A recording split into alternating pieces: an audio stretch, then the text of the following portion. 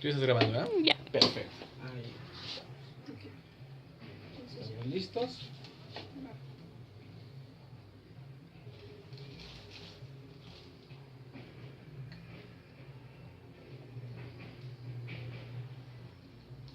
Listo. Más fuerte. No nos recargues en el siguiente. Cerrar. Listo. En base a su experiencia, ¿la educación ha sufrido cambios positivos a través del tiempo? Sí, fíjate que recuerdo justamente de mi experiencia desde la primaria, de hecho desde el parabolitos, la primaria y todo mi recorrido académico. Y he visto cómo a lo largo del tiempo se han ido modificando muchas cosas, cómo pasamos del conocimiento enciclopédico a lo que hoy se llaman las competencias. Pues creo que, al menos en mi formación y lo que me ha tocado ver, ha habido siempre un cambio positivo, siempre hemos buscado como actualizarnos. En algún tiempo respondimos al famoso positivismo de finales del siglo XIX, principios del XX, bueno, y estamos ahora resolviendo nuevas situaciones que el mundo cambiante nos ha demandado. ¿Es bueno que la educación fomente el nacionalismo? ¿Cómo cree que lo hace? Mira, yo creo que es bueno que fomente todos los aspectos de la vida humana, de la vida de la persona, que me parece a veces peligroso, riesgoso, el que vayamos a los extremos. Todos los sismos nos han traído muchos problemas a lo largo de la historia. Yo creo que fundamentalmente el reconocerse parte de una nación, el reconocerse parte actuante, parte dinámica de un proceso de cambio, de un proceso de socialización, es necesario en la persona, hombre social. Si no hablamos de un hombre social, nos vamos a perder en el individualismo y nos vamos a perder en muchas otras cosas. Creo que la educación sí es importante que nos dé el carácter de nación. No sé si el nacionalismo como tal, porque finalmente eso depende muchas veces de los gobiernos, muchas veces de los sistemas, y creo que aquí lo importante o parte de lo importante es justo esto, que nos reconozcamos como entes sociales. ¿Qué opina sobre los libros de texto actuales? Los libros de texto actuales, tengo que serte muy sincero, yo me muevo en el área de preparatoria y de profesional y de posgrados, y bueno, finalmente ahí no hay libros de texto. ¿Qué he de reconocer? Finalmente el libro de texto es un apoyo. Yo creo que una parte importante es tener una base sobre la cual trabajar y que en todo caso el docente, quien hace las veces pues del conductor de las clases, de los seminarios, de los talleres, de todo el proceso educativo, pueda aportar desde sí para complementar. Yo creo que esto es importante. Creo que los libros de texto son necesarios y yo creo que más importante es la parte complementaria del trabajo que haga el docente desde clase. ¿Cree usted que la religión sigue influyendo de manera activa en la educación y en qué aspectos? Decir que no sería muy aventurado y decir que no, no me atrevería porque finalmente el ser humano también es un ser con necesidades espirituales y que por nuestro contexto cultural siempre estamos influenciados por esa parte. Yo creo que ahora menos que hace algunos años, pero finalmente esta parte de la religiosidad sigue imperando. ¿Qué te he de decir? Seguimos suspendiendo en festividades que tienen que ver con la parte religiosa, seguimos fomentando de alguna manera el que los acontecimientos que conmemoramos tengan que ver con esa parte de nuestra religiosidad. En Puerta tenemos ya los altares de muertos, que finalmente pues, es parte de una religiosidad previa a la que hoy tenemos, pero vendrá la Virgen de Guadalupe, tomaremos el motivo o el pretexto para el 8 de diciembre, es decir, el día de la Purísima Concepción, no hay que tener clases. Entonces yo creo que hay que ser como muy cuidadosos. Yo creo, como vienen las nuevas tendencias, que la educación tiene que cuidar el aspecto espiritual de la persona, no el de la religiosidad como culto, sino el de la religiosidad como ese ejercicio del ser humano de reconocerse trascendente, de reconocerse como temporal en este espacio, en esta dimensión. ¿Cómo considera que es la educación actualmente? Mira, la educación actual es dinámica, está yo creo en una espiral ascendente muy interesante, porque finalmente el esquema anterior ya fue superado. Siempre he dicho que nos educamos para ser excelentes profesionistas, excelentes maestros o excelentes en alguna área del conocimiento, pero para 20, 30 años antes. Hoy la vorágine de la información nos está dando la posibilidad de ir construyendo un paradigma totalmente diferente. Lo que hace muchos años era fijo o inamovible, hoy sabemos que no.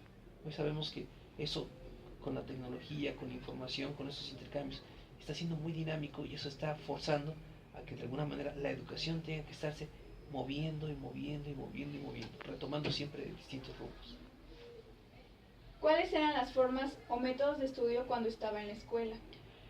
Mira, te he de decir, en Parbolitos no estudié, en primaria no me acuerdo si estudiaba, pero sí me divertía mucho jugando.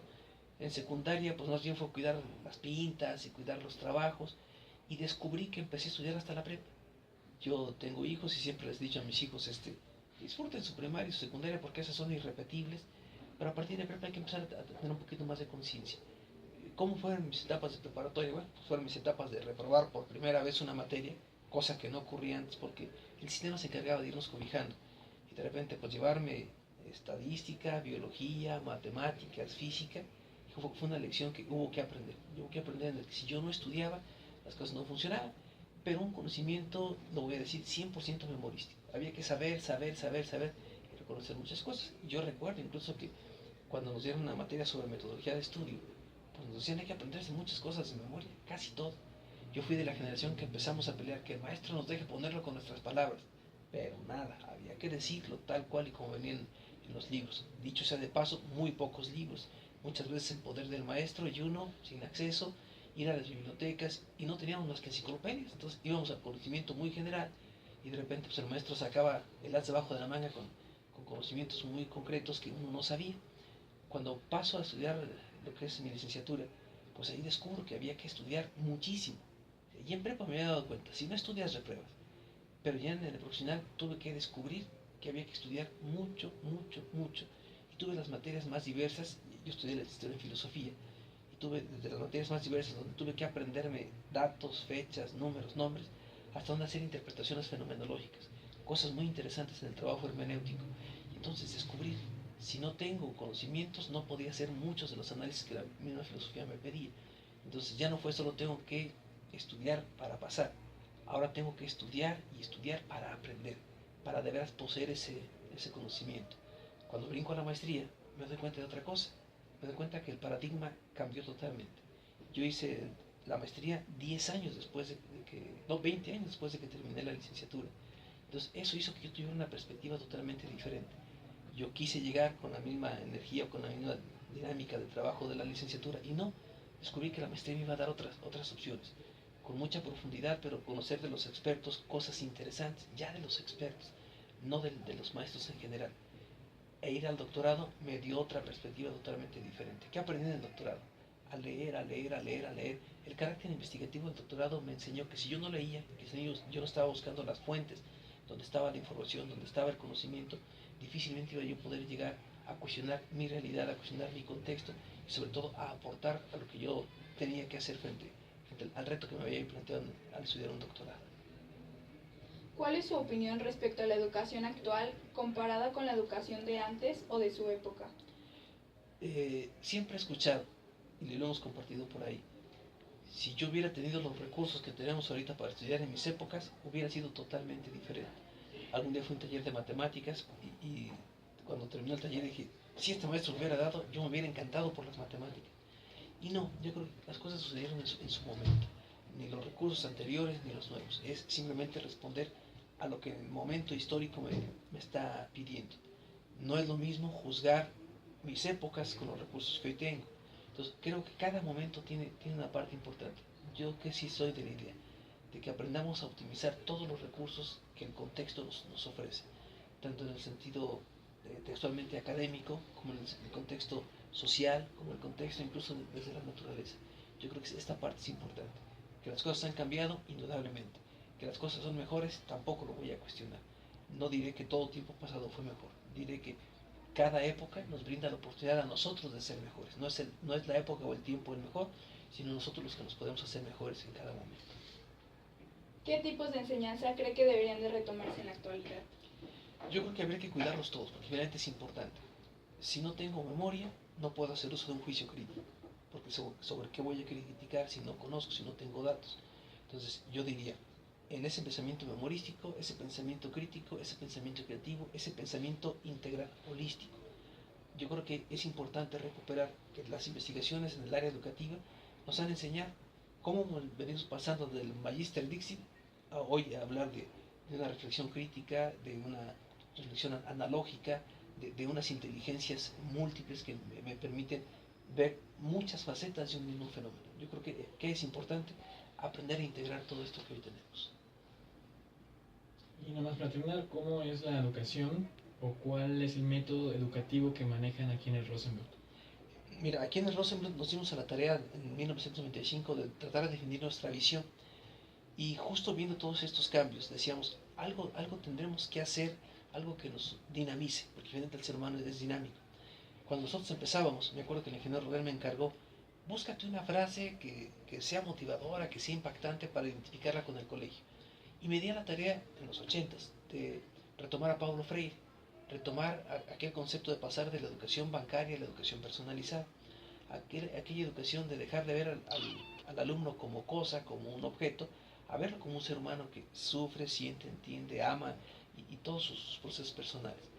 Parte de esta búsqueda fue una frase que hemos adoptado como lema, que fue ser una educación para el hombre en su sociedad. Paulo Freire lo reclamaba mucho. La educación tiene que responder al momento. Entonces, si el momento lo exige, la educación tiene que cambiar. En 1995 hicimos una reflexión, 10 años después de que el colegio había iniciado, y entonces decidimos ponerla como nuestra visión. Saber que nosotros no estamos acabados, que tenemos que estar dinamizando y movilizando como el mundo nos lo exige. Que hemos cuidado mucho esta parte de la memoria, pero también en nuestra currícula hemos cuidado la parte creativa, la parte crítica, la parte lúdica, aprender desde todos los aspectos. Y yo creo que parte del proyecto que nosotros tenemos es ir tomando lo que los tiempos nos van enseñando. Muchas gracias.